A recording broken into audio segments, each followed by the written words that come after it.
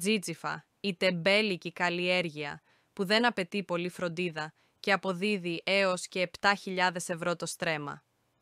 Η παραγωγή του 2025, με συγκομιδή που ξεκινά στα τέλη Αυγούστου, είναι ήδη σχεδόν προπολημένη.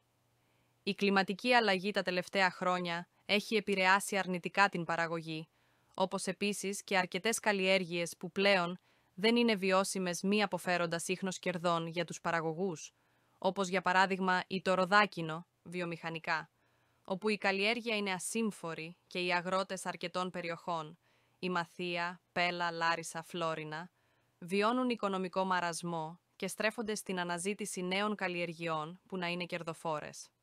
Ως μια έξυπνη λύση φαίνεται να είναι η καλλιέργεια τζίτζιφων, που φαντάζει πιο ανθεκτική, εύκολη και με ελάχιστα έξοδα που έχει λιγότερες.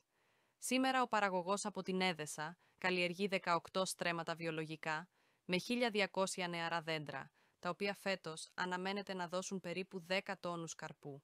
Όταν φτάσουν στην πλήρη παραγωγική τους ηλικία, γύρω στα 6 χρόνια, η απόδοση μπορεί να αγγίξει τους 3,5 έως 4 τόνους ανά στρέμμα.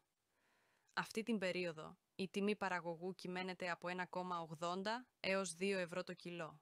Η παραγωγή του 2025, με συγκομιδή που ξεκινά στα τέλη Αυγούστου, είναι ήδη σχεδόν προπολημένη, καθώς το ενδιαφέρον από το εξωτερικό αλλά και την εγχώρια αγορά, τόσο για νοπό όσο και για αποξηραμένο προϊόν, είναι ιδιαίτερα αυξημένο. Ακόμη όμως δεν έχουμε τις απαραίτητες ποσότητες, τονίζει ο κύριος Τζαβέλας. Δείτε σύντομα όλη την συνέντευξη στο κανάλι μας στο YouTube.